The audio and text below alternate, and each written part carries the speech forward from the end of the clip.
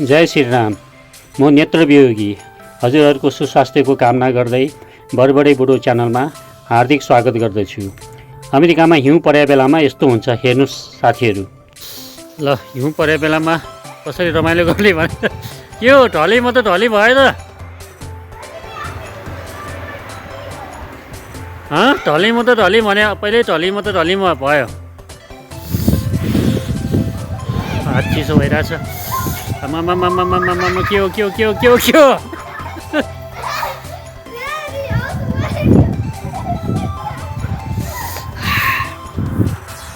मैले पन्जा लगाउन बिर्सेँ, पन्जा ल्याएको थिइनँ। हुन त लिन जान पनि अल्छी लाग्यो, चिसो निकै थियो, हात खिर्याएर झर्ला जस्तो भइरहेको थियो। तर त्यो नातिलाई चाहिँ नि चिसो लागिरहेको थिएन। बच्चाहरूलाई चिसो लाग्दैन भनेको हो रहेछ। हेर्नुहोस् न, ऊ कति रमाई खेलिरहेछ। मेरो छोरा पनि थाकिसकेको अवस्था थियो। चिसो भएर खै होइन, हात चिसो भयो, तिमीले खिच्यौ न, म खेल्छु। ल्याऊ, कसै खेल्ने साथीहरू। छोरा आएपछि मैले क्यामेरा चाहिँ नि मैले छोरालाई दिएँ र चाहिँ नि म पनि खेल्न लागेँ। कस्तो हुँदो रहेछ, पहिलोपटक हिउँमा खेल्न गइरहेको थिएँ। नाति हेर्नुहोस् न, चाहिँ नि मभन्दा अगाडि पुगिसक्यो। मेरो नाति निकै बाठो छ कि उसले पहिला पनि खेलिसकेको भएर उसलाई आइडिया पनि छ। मलाई त आइडिया छैन। सँगै बस्ने भन्दा भन्दै दुवैजना एउटैमा बस्ने भन्दा भन्दै ऊ हेर्नुहोस् न, ऊ चलाखी गरेर ऊ खुर्र कुदिहाल्छ अहिले। म चाहिँ अलमलमा परेर कसरी बस्ने, अगाडि बस्ने पछाडि बस्ने सोच्दै थिएँ। सोच्दा हेर्नुहोस् न अहिले नातिले के गर्छ। ल हेर्नुहोस्, अझ पनि अलमलमै छु। कसरी बस्ने अब हेर्नुहोस् है, अब नातिले के गर्छ हेर्नुहोस्। अब ल हेर्नुहोस्, ल हेर्नुहोस् नातिको चत्तिकला।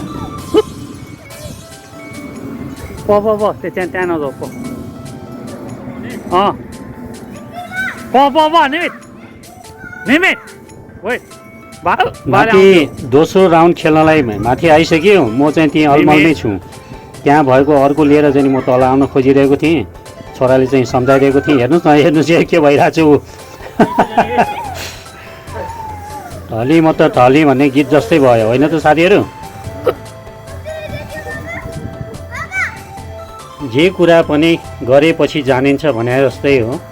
मैले कहिले गरेको थिइनँ, यानि हिउँमा कहिले खेलेको थिइनँ। नातिले त खेलिसकेको थियो, त्यही भएर नातिले खेले जस्तो मलाई खेल्न आएन। दोस्रो पटक पनि ढली म त ढली नै भएँ। ल नातिलाई खेल्न पुगेको थिएन, जति खेले पनि ऊ त्यस्तै हो। चिसो त छँदैछ, झन् त्यसमाथि हावा चलिरहेछ। हेर्नुहोस् न, व्हिल च्याम्पको मधुर आवाज सुनिरहनु भयो होला।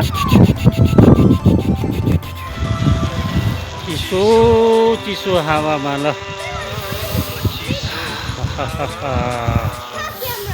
कति चिसो।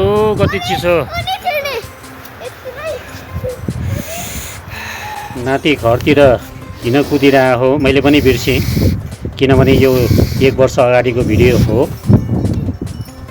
त्यही भएर पनि बिर्सेँ होला। हेर्नु न कति रमाइरहेको छु, उसलाई चिसो लाग्दैन भने।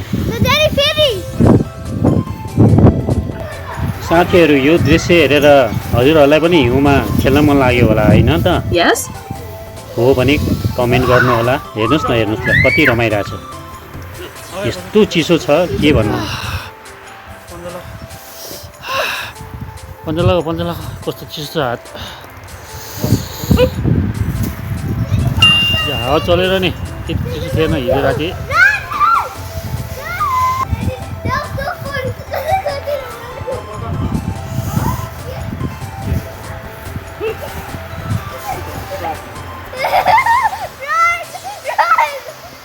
ल रमाइलो भइरहेछ।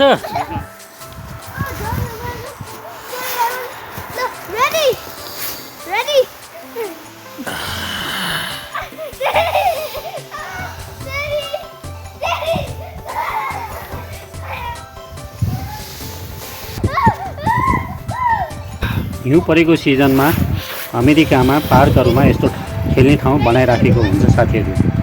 हजुरहरूलाई थाहा नै होला। मेरो छोरा चिसो लागेर थाकिसक्यो, नाति थाकेको होइन। ल ल ल छिटो छिटो छिटो रेडी रेडी रेडी रेडी, चिसो भयो रेडी।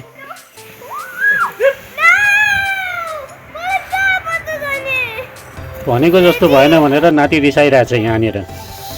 ल हिउँ परे बेलामा कसरी रमाइलो गर्ने भनेर के हो, ढले म त ढले भएर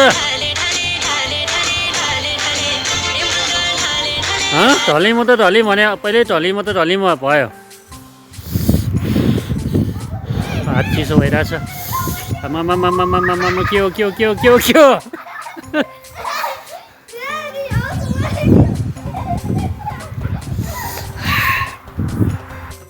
नाति माथि जान मानेको होइन, उसलाई जति खेले पनि पुग्दैन। कतिचोटि भनौँ साथीहरू, फेरि खेल्न लागिरहेको छ। चिसोले चाहिँ नि हात कस्तो भइसक्यो मलाई। हेरौँ कति बेरसम्म चिसोले। यो चाहिँ भयो ढले म त ढल्ने।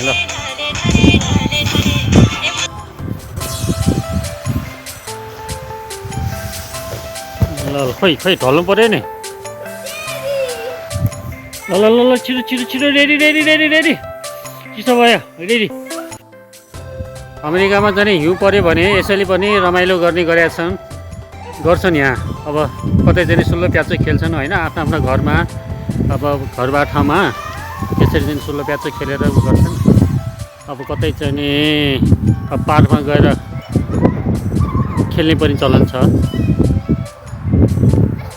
अब हामी चाहिँ नि आफ्नै घरमा चाहिँ नि घरको चाहिँ पछाडिको साइडमा त्यसरी सुल्लो प्याचो खेलेर रमाइलो गरिरहेछौँ रमाइलो गरिरहेछौँ।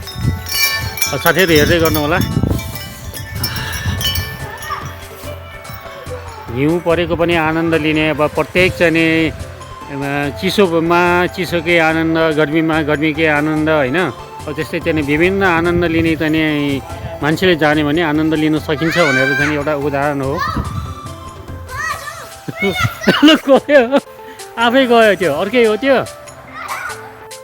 साथीहरू यहाँसम्म भिडियो हेरिदिनु भयो, हजुरहरूलाई मुरी मुरी धन्यवाद। जाडोको मौसममा अमेरिकामा हिउँ पर्यो भने हिउँमा कसरी रमाइलो गर्न सकिन्छ भन्ने भिडियो हजुरहरूलाई कस्तो लाग्यो, राम्रो लागेमा लाइक गरिदिनु होला, साथीहरूमाझ सेयर गरिदिनु होला, मन लाग्यो भने कमेन्ट गरिदिनु होला, राम्रो लागेमा सब्सक्राइब पनि गरिदिनु होला। हस् त, जय श्री राम।